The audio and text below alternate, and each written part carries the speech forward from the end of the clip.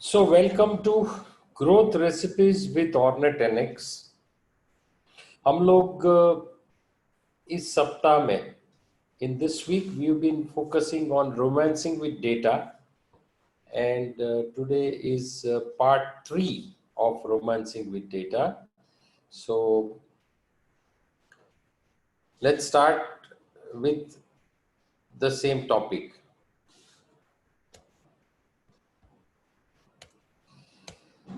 What we have seen in last two webinars, that how you can easily analyze your data with data analysis module available in Ornet NX. हमने last दो webinar में देखा कि आप कितनी आसानी से अपने data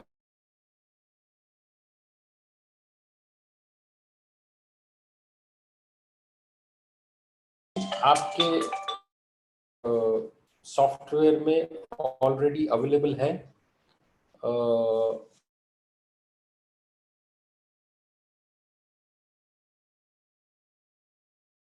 You can use it anytime, so there is absolutely no problem as to how you can use this module.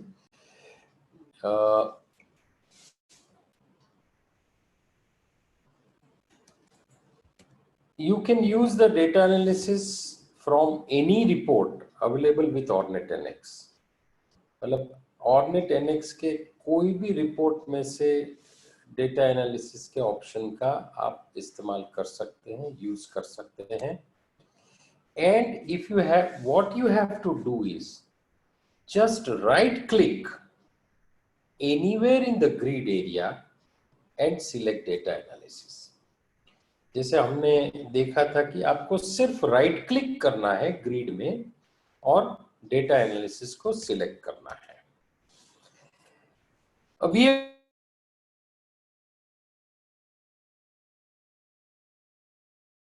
हमने हर एक मिलती है वो भी देखा.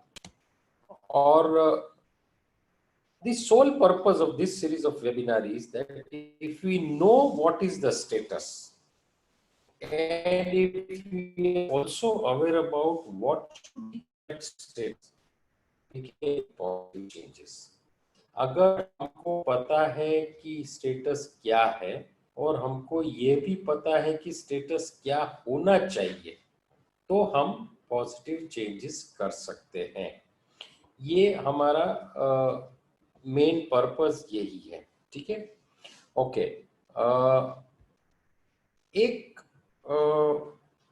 छोटा सा सजेशन. हमारे ही एक client, one of our very old friend and client, Subodh ji ने हमें सजेशन दिया था कि ये जो इंसाइट है वो इंसाइट पर से क्या डिसीजन ले सकते हैं, उसके बारे में भी अगर आप कवर करोगे तो it will help us.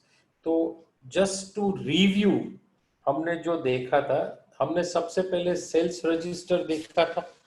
Sales register में हमने काफी एनालिसिस की थी, मगर सप्लायर वाइज सेल्स से या आइटम वाइज सप्लायर सेल्स या supplier wise item wise sales जो देखा था, वहां पे हमने काफी इंसाइट ली थी कि कौन से टॉप परफॉर्मिंग सप्लायर्स है, किसका कितना कंट्रीब्यूशन है, कौन सी प्रोडक्ट में कौन सा सप्लायर परफॉर्मिंग है, उसका क्या कंट्रीब्यूशन है.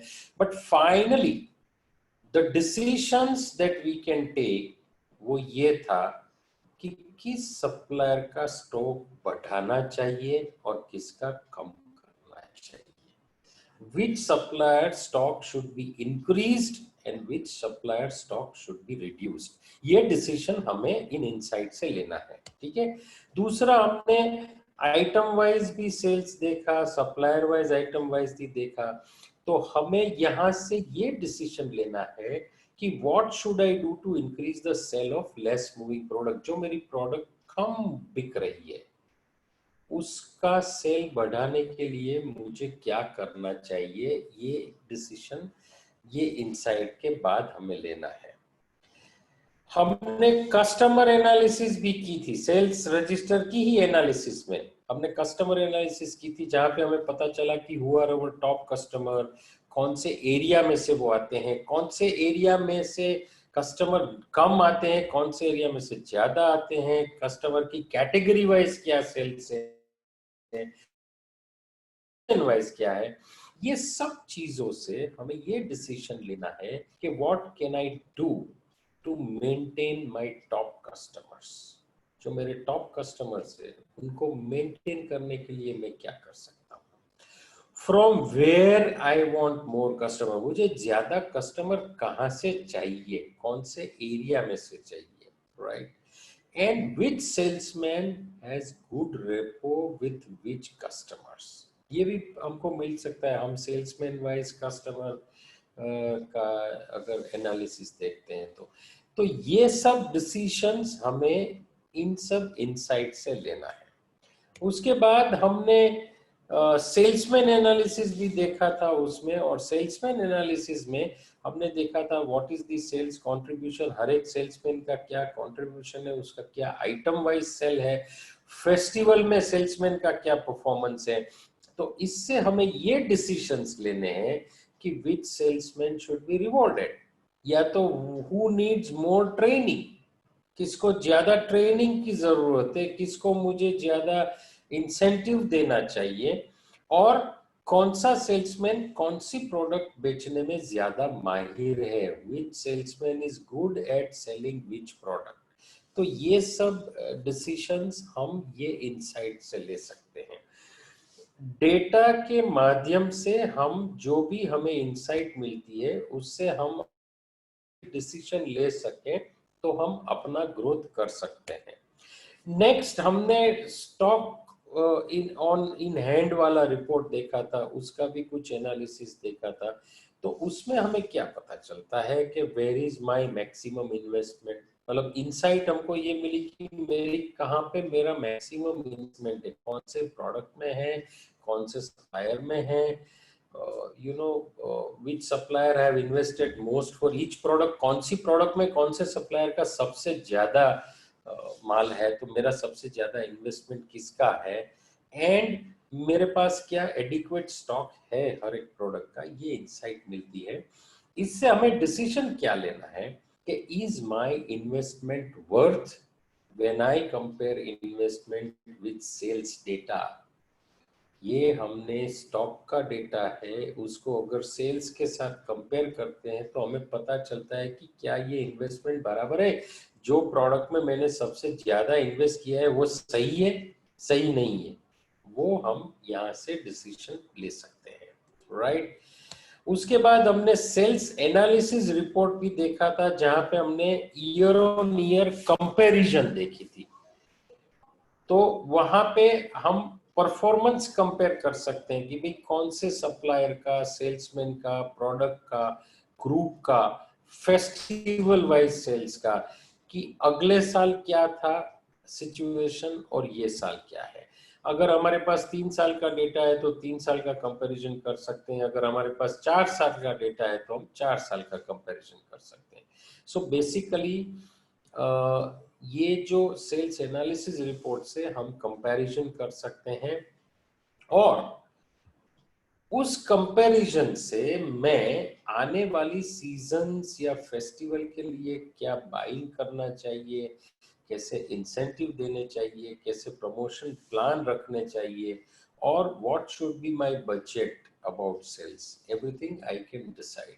So these comparisons gives me the idea about my future buying, my incentives, my promotion plan, and my budgeting, right? So these are the insights and decisions which we can take based on। अच्छा, few more things, कि एक हमने last webinar में बोला था कि how can you continue doing business during lockdown being at home. तो उसके बाद कुछ लोगों की ऐसा कंसर्न था कि हर कस्टमर के पास वो आरटीजीएस वगैरह करने की सुविधा नहीं होती है, it is slightly difficult for every customer to do RTGS. मगर ज्यादातर लोगों के पास यूपीआई पेमेंट या गूगल पे की प्रोविजन है, तो जीपे की प्रोविजन है। तो what I would like to tell you कि आप अपने मोबाइल में गूगल पे फॉर बिजनेस डाउनलोड कर सकते हो। कुछ 2-3 डॉक्यूमेंट्स हैं जो आपको अपलोड करने हैं और गूगल पे इमीडिएटली स्टार्ट हो जाएगा। उसमें और कोई फिजिकल पेपर वर्क की जरूरत नहीं है। तो इससे क्या फायदा हो सकता है कि आपके कस्टमर आपको जीपे से पेमेंट दे सकते हैं, जो कि यूपीआई मोड का पेमेंट है, और इसमें कोई चार्जेस आपको भी नहीं लगते हैं। Right now there are no charges. Up to 1 crore of collection using GPay there are no charges. तो ये आप लॉकडाउन में भी कर सकते हो। इसमें कोई फिजिकल डॉक्यूमेंटेशन की जरूरत नहीं है। इसके अलावा अगर आपके पास आईसीआईसीआई बैंक का अकाउंट है, तो आईसीआईसीआई बैंक की साइट पे एक easypay.icicibank.com करके उसका वेबसाइट है। वहां पे जाइए, आप अपने आप को एज ए बिलर रजिस्टर कर दीजिए और वहां से भी आप कलेक्ट कर सकते हैं। इसमें भी आपको और कोई डॉक्यूमेंटेशन की आवश्यकता नहीं रहेगी। और गूगल पे से भी आप अपना क्यूआर कोड क्रिएट कर सकते हो, जिससे कि लोग वो क्यूआर कोड को स्कैन करके पेमेंट कर सकते हैं। और आईसीआईसीआई बैंक से भी आप अपना क्यूआर कोड बना सकते हो, जो कि उसका इजी पे मोबाइल एप्लीकेशन है, उससे क्यूआर कोड बन सकता है। So these are some of the information which I would like to extend to you for helping you to do business during lockdown. ये लॉकडाउन के दरमियान आपको ज्यादा बिजनेस करने में हेल्पफुल रहेगा। ठीक है, now we continue with romancing with data part 3। आज हम ये देखेंगे कि सेल्स वर्सेस स्टॉक एनालिसिस देखेंगे, how to identify slow and fast medium moving products. आज हम weight range wise stock and sales analysis देखेंगे और फुटफॉल वर्सेस बिलिंग की एनालिसिस देखेंगे। So all this things again will further add to our decision making ability. हमारी जो निर्णय लेने की क्षमता है उसको ये सब से बढ़ावा मिलेगा। ठीक है, ओके। इसके अलावा हम ये भी देखेंगे कि ये सब एनालिसिस अच्छी तरह से मिलने के लिए आपके मास्टर्स कैसे होने चाहिए, वो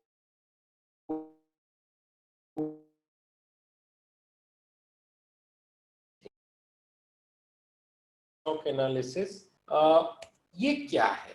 see basically do you know that how many clients do you need to keep in stock? How many chains you need to keep in stock to sell one chain? अगर आपको एक चेन बेचनी है तो उसके लिए आपको कितनी चेन स्टॉक में रखने की जरूरत है। समझो कि आपको पता चला कि 100 ग्राम चेन बेचने के लिए, अरे 10 ग्राम चेन बेचने के लिए आपको 100 ग्राम चेन रखने की जरूरत है। You need to maintain a stock of 100 grams of chain to sell every 10 grams. उसका मतलब है that means that to sell 1 kg of chains, you need 10 kgs of stock. अगर आपको 1 kg चेन सेल करनी है तो आपको 10 kgs का स्टॉक रखना पड़ेगा। ठीक है, नाउ अगर ये पता है तो आप इस बारे में सोच सकते हो कि how my people can sell 1 kg of chains with only 9 kgs of stock in hand. अभी 10 किलो की जरूरत है 1 किलो बेचने के लिए, मगर मैं क्या कर सकता हूं जिससे कि ये 1 किलो बेचने के लिए मेरे बंदों को 9 किलो की ही जरूरत पड़े। This is the most important part. ठीक है, क्यों? क्योंकि इससे your investment in inventory reduces, आपका इन्वेंटरी का इन्वेस्टमेंट रिड्यूस होता है। सो उसके लिए हमारे पास एक अच्छा रिपोर्ट है। काउंटर रिपोर्ट में स्टॉक या एसकेयू एनालिसिस में actual sales versus average sales का stock analysis. Let us look at that. अब ये रिपोर्ट में अगेन जो हमने हमारे पूरा प्रीवियस डेटा एनालिसिस वाले जो भी ऑप्शन देखे थे उसी तरीके का ये ऑप्शन है। यहाँ पे आपको स्टार्ट एंड डेट देना है और स्टॉक वर्सेस सेल्स सिलेक्ट करना है। आपको किस चीज पे देखना है, आपको नेट वेट पे देखना है, पीसीस पे देखना है, क्रॉस वेट पे देखना है, वो आप यहाँ से सिलेक्ट कर सकते हैं जो कॉलम लिस्ट है वहां से। और आपको किस हिसाब से देखना है स्टॉक वर्सेस सेल्स, आइटम के हिसाब से देखना है, सप्लायर के हिसाब से देखना है, वैरायटी के हिसाब से देखना है, किस हिसाब से देखना है, that also you can select here. ठीक है। सो सपोजिंग हमने आइटम वाइज सिलेक्ट किया तो the advantage we will get is that all the products, ये हमारी ये प्रोडक्ट्स हो गई, ये हमारा सेल्स वेट हो गया, सेल्स वेट, और ये पीसीज हो गया। तो अब ये रिपोर्ट हमें क्या समझाता है कि टू सेल 54 ग्राम्स, 54 ग्राम्स का जो बाली है वो बेचने के लिए हमारे पास एवरेज स्टॉक 673 ग्राम्स का था। The average stock with us was 673 grams to sell barley worth 54 grams। ठीक है। या तो टू सेल 6 पीसीस, हमारे पास एवरेज स्टॉक 87 पीसीस का था। ठीक है। और करंट स्टॉक क्या है, करंट स्टॉक अपना है 84 पीसीस का। तो ये हम यहां से हमको पता चलता है, we can come to know this here, right. तो व्हाट हैपेंस इज कि व्हेन यू सी सेल्स कितना किया, उसके सामने कितने स्टॉक की जरूरत पड़ी, तो वी कैन फाइंड आउट कि what is a normal trend. ये आप 1 साल 2 साल का अपना ट्रेंड देख सकते हो, पर एवरी आइटम देख सकते हो, या तो आप सप्लायर वाइज दे सकते हो कि कौन सी आइटम में कौन से सप्लायर का माल बेचने के लिए मुझे कितना स्टॉक रखना पड़ता है। This also you will come to know when you go by supplier। Same thing आप वेराइटी वाइज भी देख सकते हो कि आइटम में कौन से सप्लायर में कौन सी वेराइटी का स्टॉक मुझे कितना रखने की जरूरत है, राइट।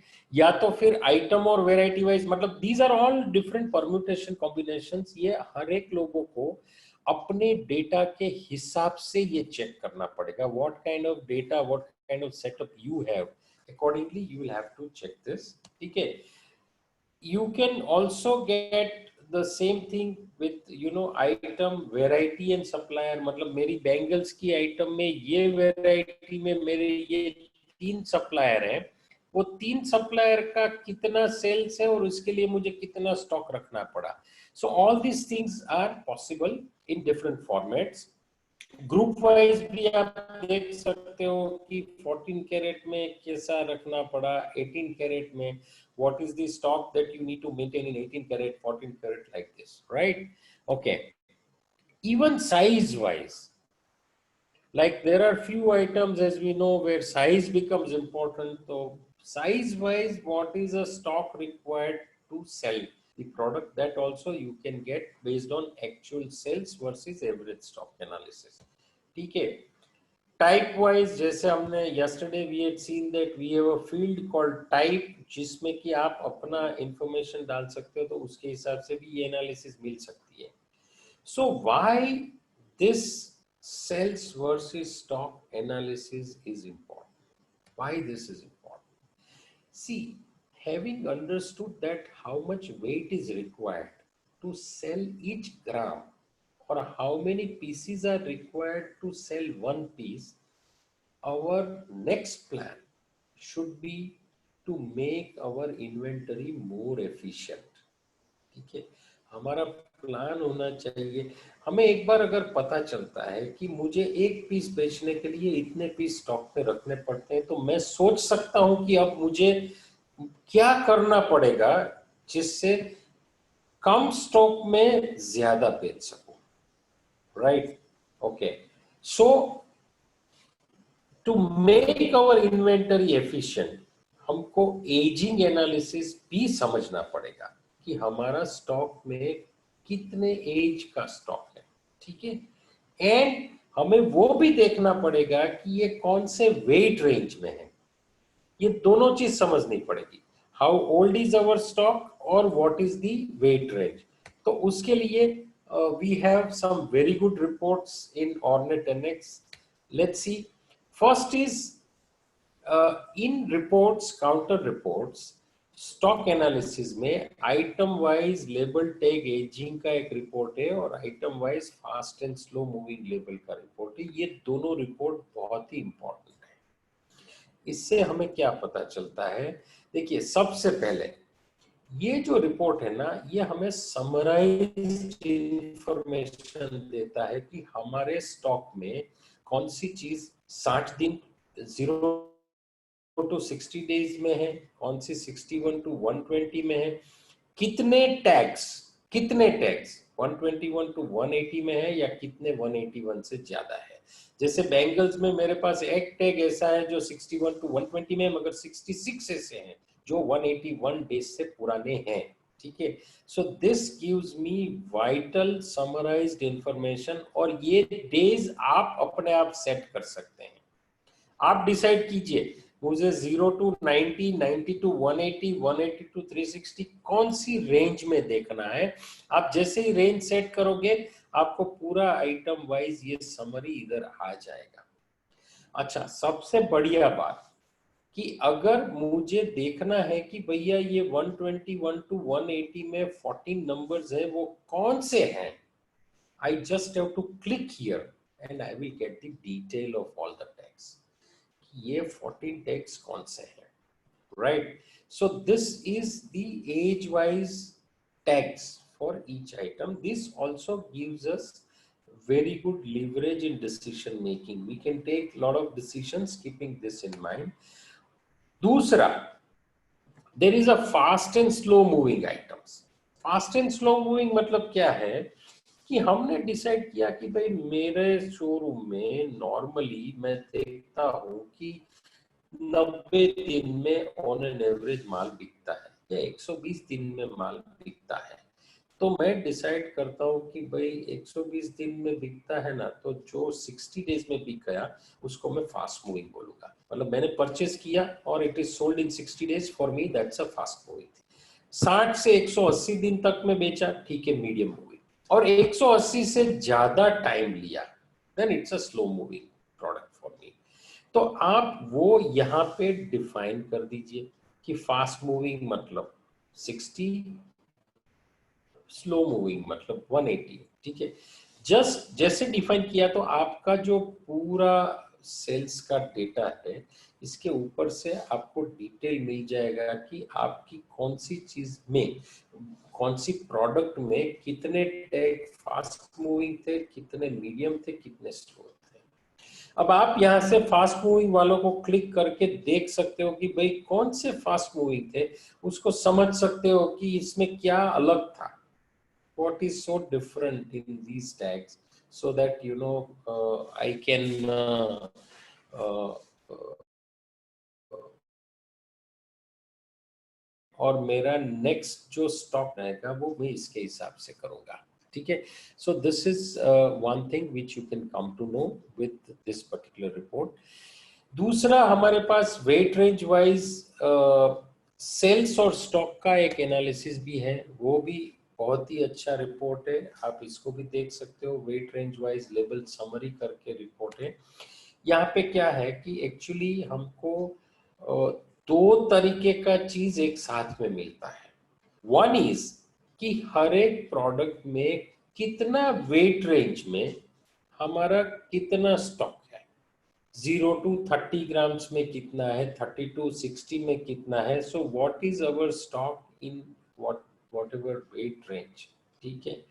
और वो स्टॉक भी कितने दिन पुराना है, ये दोनों चीज मिलती है। तो जो हमने पहले देखा था, now we are going further deeper down in the data to take proper decisions. ठीक है, यहाँ पे आपको सबसे पहले हर एक में वेट रेंज एक बार डिफाइन कर देनी है कि भाई मेरी ये आइटम में मेरी इतनी इतनी वेट रेंजेस है, ताकि आपको रिपोर्ट उसके हिसाब से मिल सके। दूसरा, ये रिपोर्ट आपको बेस्ड ऑन स्टॉक भी मिल सकता है और सेल्स के जरिए भी मिल सकता है। बेस्ड ऑन स्टॉक मतलब मेरी कौन सी वेट रेंज का माल अभी स्टॉक में है। Supposing I am talking about item called bracelet, or I am talking about item called mangalsutra, or I am talking about item called chain, तो वो आइटम में कौन सी वेट रेंज में मेरे पास कितना स्टॉक है और उसका एजिंग क्या है, वो 30 डेज में कितनी है, 60 डेज पुरानी कितनी है, 90 डेज पुरानी कितनी है।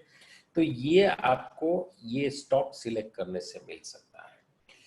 साथ साथ में वही वेट रेंज का सेलिंग का हिसाब आपको देखना है कि फास्ट मूविंग कितनी है, मीडियम मूविंग कितनी है, स्लो मूविंग कितनी है, तो वो सोल्ड लेवल से मिल पाएगा। सो दोनों चीज आपको ये वेट रेंज के हिसाब से मिल सकती है।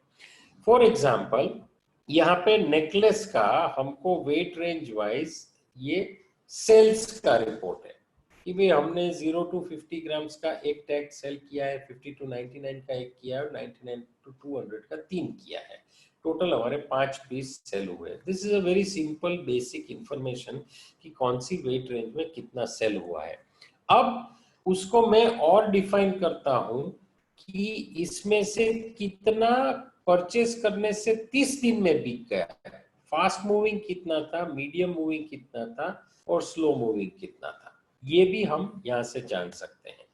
उसके अलावा वो कौन से सप्लायर से आया था, उसका सप्लायर वाइज डिटेल भी, supplier wise, weight range wise for each item मैं यहां से जान सकता हूं कि ये सप्लायर का ये वेट रेंज का इतना मेरा सेल है। और वो भी मुझे पता चल सकता है कि कौन से सप्लायर का कौन से वेट रेंज का माल कितने दिन में बिका, विद इन 30 डेज या 60 डेज, 90 डेज, कितने दिन में बिका। तो ये सब डिटेल यहाँ से आपको मिलती है।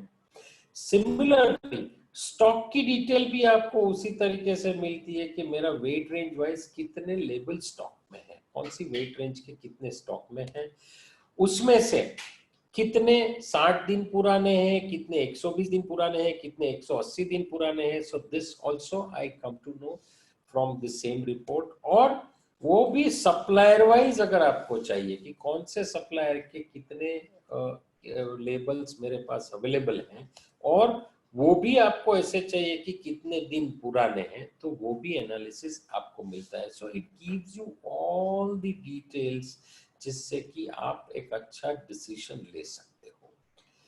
सो बेसिकली ये सेल्स वर्सेस स्टॉक जो हमने देखा था, उसका मेन एडवांटेज क्या है कि supposing you need 10 kgs of stock to sell 1 kg of chain.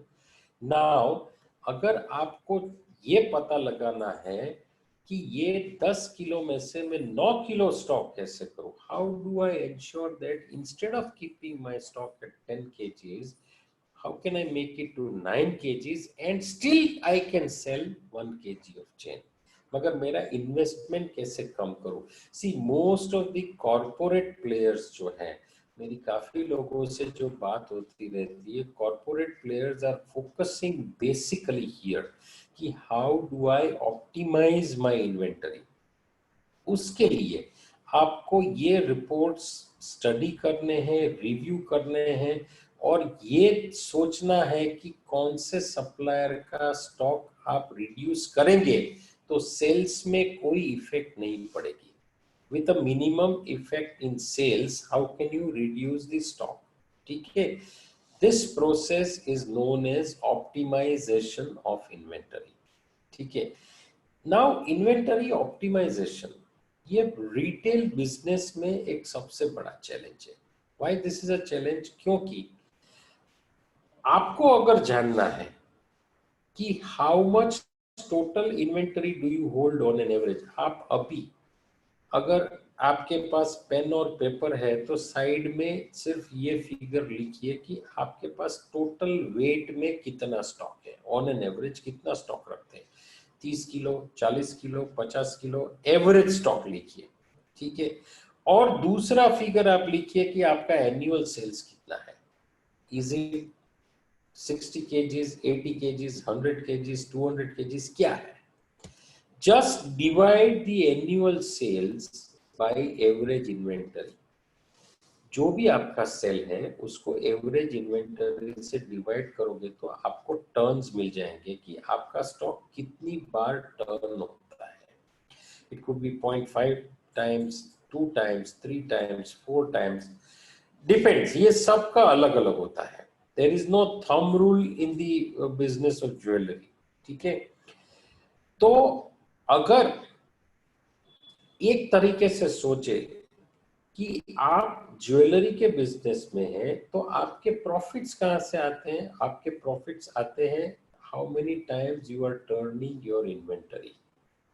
अगर आप you are turning your inventory 3 times, 2 times, 4 times, तो that is where your profit comes, because with every extra turn of your inventory उसी investment से आप 10% extra earn कर सकते हैं। अगर आपका इन्वेंटरी आज के दिन में एक बार मूव हो रहा है, आप उसको कैसे भी करके 1.5 या 2 टाइम्स करेंगे तो इस इतना ही इन्वेस्टमेंट बिजनेस में होगा, मगर आप 10% एक्स्ट्रा प्रॉफिट पाएंगे। This is the basis for inventory optimisation, ठीक है। और इन्वेंटरी ऑप्टिमाइजेशन में you have to focus on right kind of client base, right kind of product mix and continuous improvement in buying decision। आपका client base क्या है, क्या आपकी product आपके क्लाइंट के हिसाब से है, ठीक है। और आपको आपके बाइंग डिसीजन में कंटिन्यूअस इंप्रूवमेंट करने चाहिए।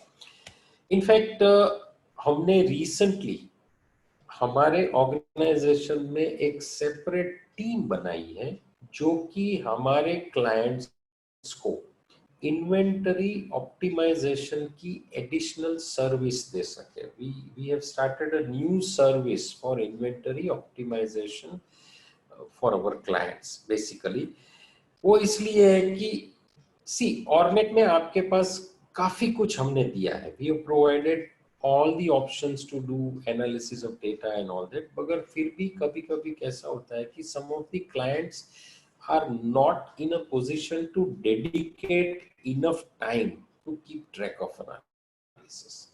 तो उस समय हमारी ये टीम आपको काम आ सकती है, right. Our team consists of a chartered accountant, statistician, data analyst, as well as the developers। ये सब की हमने एक बना के we have formed a separate team, right? And हमने यही डेटा के ऊपर से कुछ एल्गोरिदम्स स्टैटिस्टिक्स के हिसाब से भी डेवलप किए हैं, जिससे कि हम आपकी इन्वेंटरी को ऑप्टिमाइज करने में मदद कर सकते हैं। आपको सवाल आएगा कि ये एक्स्ट्रा सर्विस क्यों, ये सॉफ्टवेयर का पार्ट क्यों नहीं है? I have an answer for that. See actually एक चीज है कि स्टॉक वर्सेस सेल्स, इसमें ज्वेलरी में कोई रूल ऑफ थंब नहीं है। दो शॉप्स बाजू बाजू में हो सकती हैं, मगर दोनों का टर्नओवर रेशियो अलग हो सकता है, क्योंकि it depends upon lot of factors like what are your buying decisions, what kind of clients come to your place, आपका पूरा मैनेजमेंट कैसा है। so it depends upon that, right? so जो डेटा एनालिसिस है उसकी नीड भी client to client vary होती है, that is different from client to client. And इसमें मैन्युअल इंटरवेंशन, मतलब हमको मैन्युअली भी डेटा को चेक करना होता है to take some action. You can't take, क्योंकि ये सब चीजों को मिला के we need to take prepare an action plan. That is why you know हमने एक पूरा टीम उसके लिए तैयार किया है, जो कि हमारे क्लाइंट्स के डेटा को समझ के they can help them take the actions. दूसरा क्या है कि हर एक क्लाइंट के पास ऐसे रिसोर्स नहीं होते कि वो पूरा टीम बिल्ड करे, और पूरा टीम बिल्ड करे तो then that investment goes very high. So our team can study and come up with these suggestions। how does it work? Simple है, अगर आपके पास 50 किलो का इन्वेंटरी है और आप 100 किलो बेचते हैं, तो उसका मतलब है आपका जो प्रॉफिट है, अगर मैं गोल्ड के हिसाब से बोलूं तो 8 से 10 किलो का आपका प्रॉफिट है। अगर आप डायमंड और जड़तर आइटम्स में डील करते हैं तो आपको यही चीज रूपी वैल्यू में देखनी पड़ेगी। बट अगर हमारी टीम के सपोर्ट से आप अपनी इन्वेंटरी इन्वेस्टमेंट को 10% भी कम कर सकते हैं, कीपिंग द सेल्स सेम, मतलब जो 100 किलो का सेल है वो 100 किलो का ही रहता है, मगर आपका इन्वेंटरी इन्वेस्टमेंट 50 किलो के बदले 45 किलो होता है, 45 kgs instead of 50 kgs, then how much do you save? You save on your interest cost, you save on your, you have a better cash flow, and apart from that your profitability is also increasing. So this is where this service can be useful. We take all decision based on data only. तो जिनके पास कम से कम 2 या 3 साल का data है उनको ही हम ये सर्विस दे पा रहे हैं, और we do not require the entire data to carry out this analysis. हमको पूरा डेटा की जरूरत नहीं, we can pick up only summary data from your total data and we can prepare the analysis.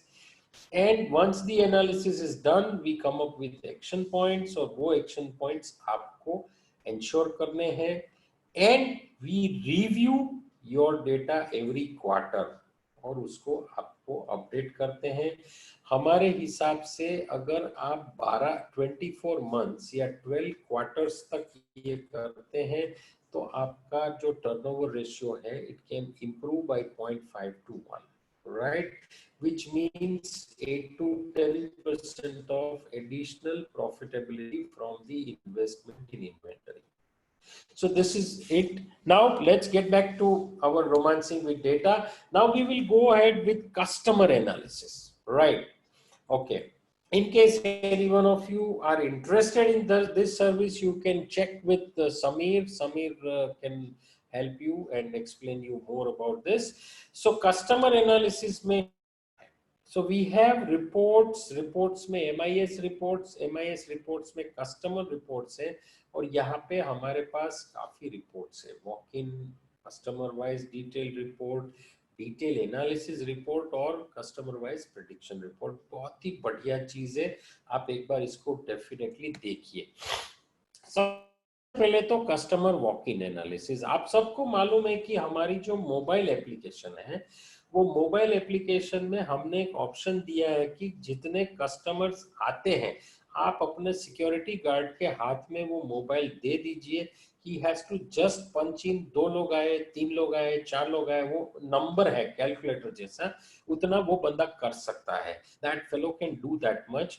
Just with that information आपका जो walk in है वो हम ऑर्नेट में रिकॉर्ड करेंगे, और based on that we can give you lot of data. Now I may tell you here that there are so many companies which come up, which has lot of instruments, जैसे Zycom वगैरह companies है जिनके पास वो automated instruments है which cost anywhere between 1 lakh and above to just know how many walk-ins are there, और उसमें भी main problem ये रहता है कि वो बताता है कि कितने लोग आए। अब ज्वेलरी में क्या होता है कि हमारा वेडिंग के लिए अगर कोई कस्टमर आता है तो 3-4 लोग साथ में आते हैं, but he is only 1 count for us, तो इसलिए it is better that we use this application और अपने ही सिक्योरिटी गार्ड को कर ले, तो कि that is very cost effective, और आपको उससे पता चल सकता है, जैसे सिंपल रिपोर्ट है कि भी आज कितने नंबर्स के कितने कस्टमर्स आए और उसके सामने कितना बिलिंग हुआ, तो कन्वर्जन कितना हुआ। हाँ, 4 कस्टमर आए, 3 इनवॉइस बने, मतलब 75% कन्वर्जन हुआ, तो इससे हमें पता चल सकता है कि डे बाय डे कन्वर्जन कितना होता है। हमारी सेल्स टीम को हम और मोटिवेट कर सकते हैं for better conversion based on walk in versus billing. दूसरा, अगर हम हमारे कस्टमर्स का पूरा डिटेल हमको चाहिए, पूरी एनालिसिस चाहिए, तो वो भी हमको मिल सकती है। मल्टीपल ईयर्स अगर आपके एक साथ है तो आप यहाँ पे उस तरीके से डेट दे सकते हो।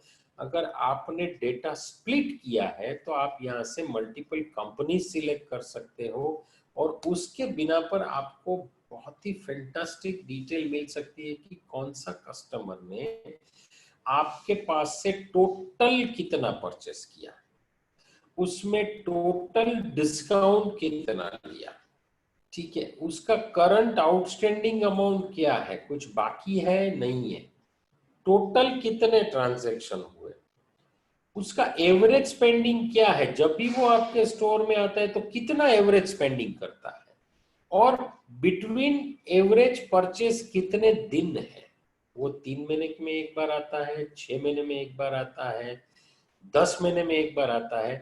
तो यहां से आप जो कस्टमर का कैटेगरी बनाने की बात थी ना, वो आप इसको स्टडी करके डिफाइन कर सकते हो कि ये मेरा ए कैटेगरी क्लाइंट है, ये मेरा बी कैटेगरी क्लाइंट है, ये मेरा सी कैटेगरी क्लाइंट है। This customer wise detail analysis can give you a lot of insight about your customers. मैंने पहले भी कहा था 1 आवर अ वीक, एक हफ्ते में सिर्फ 1 घंटा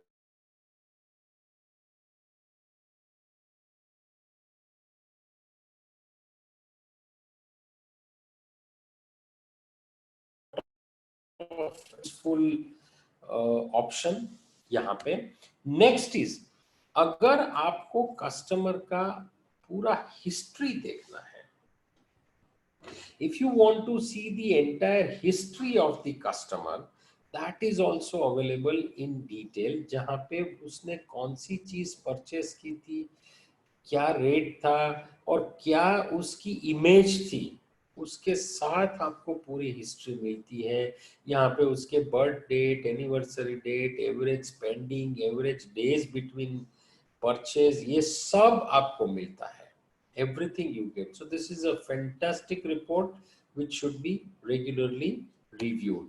ठीक है, उसके बाद एक और हमारी जो टेबलेट की एप्लीकेशन है उसमें आप कस्टमर का फीडबैक ले सकते हो। Now this is also very important.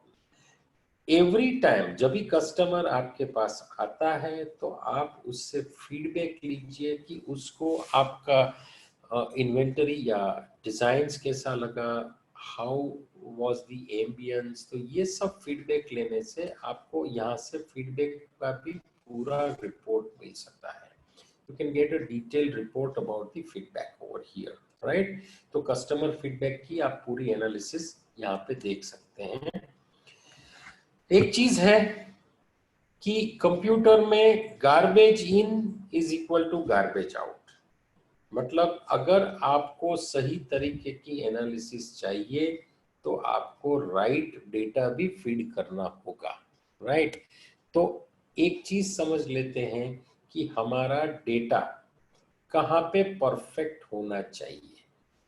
Master एकदम परफेक्ट होना चाहिए, स्टॉक इनवर्ड एकदम परफेक्ट होना चाहिए, इनवॉइस के टाइम पे डेटा एंट्री परफेक्ट होनी चाहिए और फीडबैक में परफेक्ट होनी चाहिए। तो हम क्विकली रिव्यू करते हैं कि इन सब में कौन से क्रिटिकल फील्ड्स है, कौन से फील्ड्स है जिसको हमें क्रिटिकली देखना है, जिसको हमें परफेक्ट करना है। तो मास्टर में ये सब मास्टर्स हैं। Now this has to be designed perfectly. अगर मास्टर सही है तब भी आपको कोई भी एनालिसिस सही मिलेगी। अगर मास्टर सही नहीं है, अगर ये लॉकडाउन में आपके पास आपका कंप्यूटर का, आपका सर्वर का एक्सेस है, तो my request to all of you is कि right now is the golden period to rectify the masters. अगर हो सकता है तो प्लीज कर दीजिए। This is going to help you a long way. ठीक है।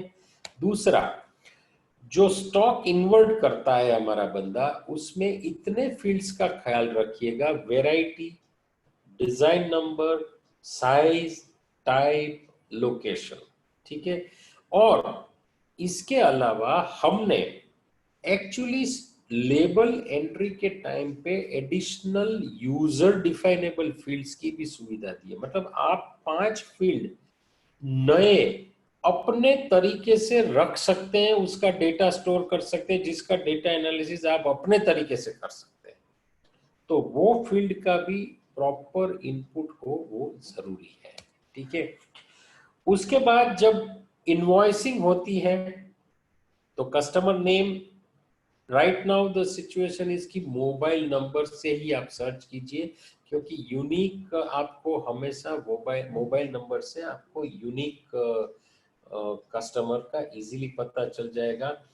Please ask your people to write proper address. हमने देखा कि डेटा एनालिसिस में अगर हमारे पास एरिया और सिटी प्रॉपर है तो काफी कुछ इंसाइट्स मिल सकती हैं। तो अपने बंदों को बोलिए कि एरिया और सिटी प्रॉपरली डालें, और हम ऐसा भी सेटअप है ऑननेट में कि आप इसको मैंडेटरी बना सकते हैं, मतलब उसको डालना ही पड़ेगा, he can not keep it blank. दूसरा, कस्टमर का बर्थडे और एनिवर्सरी डेज जो है वो भी आप स्टोर कर सकते हैं, रेफरेंस स्टोर करना चाहिए, कस्टमर कैटेगरी, ये सब चीजें परफेक्टली स्टोर करनी चाहिए। और बिलिंग के टाइम पे सेल्समैन का नेम या डिस्काउंट स्कीम ये सब परफेक्ट होनी चाहिए। फीडबैक में you need to ask the right questions कि भाई how did you get to know about us, आपको कैसे पता चला। तो आपको पता चलेगा कि वो आपका न्यूज़पेपर देख के आया है, होर्डिंग देख के आया है, डिजिटल मार्केटिंग देख के आया है। तो आपको पता चलेगा कि आपको कहाँ ज्यादा स्पेंड करना है इन टाइम टू कम। दूसरा, reason for buying, is he buying for wedding और गिफ्ट और कैजुअल, क्या है। तो you come to know what kind of customers are focusing on what kind of buying. Variety of stock कैसा लगा, whether they found your variety to be excellent, average, good, कैसा लगा, ambience कैसा लगा, स्टाफ का बिहेवियर कैसा लगा। ये सब पूछने से आप वहां पे इंप्रूवमेंट कर सकते हैं, राइट।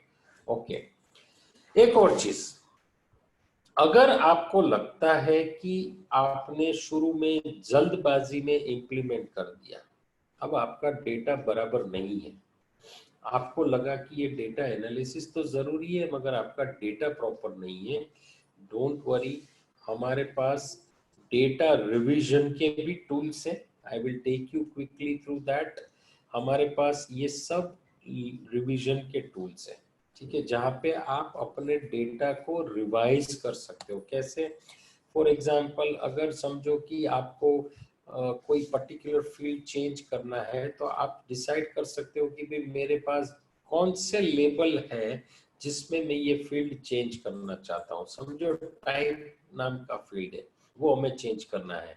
तो आपको डिसाइड करना है कि मुझे कौन से 14 कैरेट में करना है, 18 कैरेट में करना है, वो डिसाइड कर सकते हो। कौन सी आइटम में चेंज करना है वो सिलेक्ट कर सकते हो।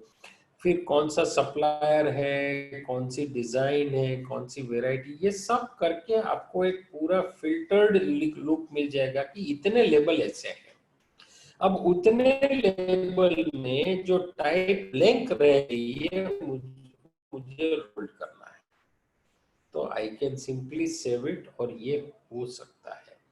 This is easily possible, right. Similarly, अगर मास्टर में आपने कुछ गलती की है, समझो एरिया डालने में गलती की है, जैसे आपके बंदों ने एमजी रोड डाला है और महात्मा गांधी रोड डाला है, अब ये दोनों अगर सेम नहीं होंगे तो आपको पता नहीं चलेगा कि कितने कस्टमर्स ये एमजी रोड एरिया में से आए हैं। So you need to change कि चलो लिखा है सब जगह को एमजी रोड कर देना है, ये ऑप्शन आपके ऑर्नेट में है, ठीक है, आप कर सकते हैं। तो for that you can do this replacement. सिर्फ एक चीज का ख्याल रखिए, ये डेटा रिवीजन इरिवर्सिबल प्रोसेस है। इरिवर्सिबल मतलब एक बार आपने डेटा को चेंज कर दिया तो उसको वापस पुराना नहीं कर सकते हैं, ठीक है। तो यहाँ पे जब भी करना है तो हमारे एक्सपर्ट्स के साथ कंसल्ट करने के बाद कीजिए, पूरी एहतियात बरतने के बाद कीजिए। Try to do it very carefully and discuss with our consultants before you make any change in your data, right. Okay, last session में एक और रिक्वेस्ट आया था कि आप अकाउंट्स रिसीवेबल के बारे में कुछ बताइए। तो I just quickly you through account receivable parts कि उसमें ऑर्नेट में क्या क्या ऑप्शन है। तो फर्स्ट इज कि आपको पूरा अकाउंट रिसीवेबल का एक रिपोर्ट मिलता है जहाँ पे कौन से कस्टमर से कितना पैसा लेना है वो हमको यहाँ पे मिल जाता है। इट्स अ कंप्लीट लिस्ट, मगर उसमें आप डिफरेंट तरीके से रिपोर्ट्स पा सकते हैं। जैसे आप कोई भी कट ऑफ डेट पे अगर आपको आउटस्टैंडिंग चाहिए तो सिलेक्टेड पार्टीज का मिल सकता है, सिलेक्टेड ग्रुप्स का मिल सकता है, सिलेक्टेड सिटीज का मिल सकता है, या तो रेफरेंस किसके रेफरेंस से आए थे उसका ही आउटस्टैंडिंग चाहिए तो वो भी आपको मिल सकता है। उसके साथ अगर आपको एजिंग एनालिसिस चाहिए, मतलब ये आउटस्टैंडिंग कितना दिन पुराना है, 30 दिन पुराना है, 50 दिन पुराना है, 100 दिन पुराना है, तो वो एजिंग एनालिसिस मिल सकती है। और उसके लिए आप अपने तरीके से डेट डिफाइन कर सकते हैं कि मुझे 1 to 90 days, 90 days to 180 days, 180 days to 360 days कैसे चाहिए। और आपको विथ ओवरड्यू इंटरेस्ट अगर देखना है कि भाई इसमें इंटरेस्ट लॉस कितना हो गया है या फोन नंबर के साथ चाहिए तो वो मिल जाता है, ताकि आप अपने किसी बंदे को बिठा के बोल सको कि भाई इस सम को फोन करो और आउटस्टैंडिंग की बात करो, राइट। सो इस तरीके से ये पूरा रिपोर्ट हमको मिलता है आउटस्टैंडिंग का। और यहाँ पे अगर किसी के रेफरेंस से हैं तो आपको रेफरेंस वाले को बात करनी है तो भी कर सकते हैं, डायरेक्ट कस्टमर से बात करनी है तो कर सकते हैं। तो this kind of complete account receivable report is also available with you. So I think this is all about romancing with data. हमने we have covered in 3 different sessions in this week. अगले week के लिए we will come out with a new theme, और ये नई theme हमारी है कि आप अपने स्टोर को आपकी एब्सेंस में कैसे चला सकते हो। How can you run your store in a ownerless manner, या तो ऑटो पायलट।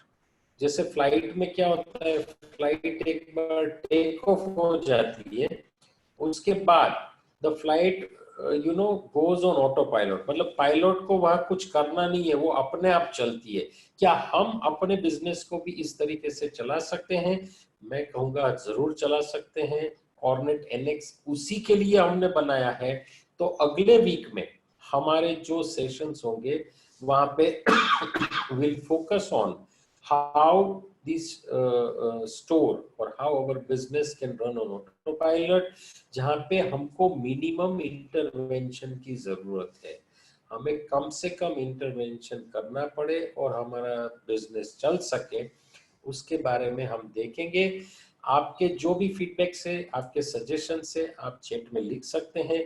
प्लीज साथ में आपका नाम और फोन नंबर लिखिएगा ताकि हमारे सपोर्ट के एक्सपर्ट्स आपको कांटेक्ट कर सकें। They can come back to you. Thank you very much for your time, and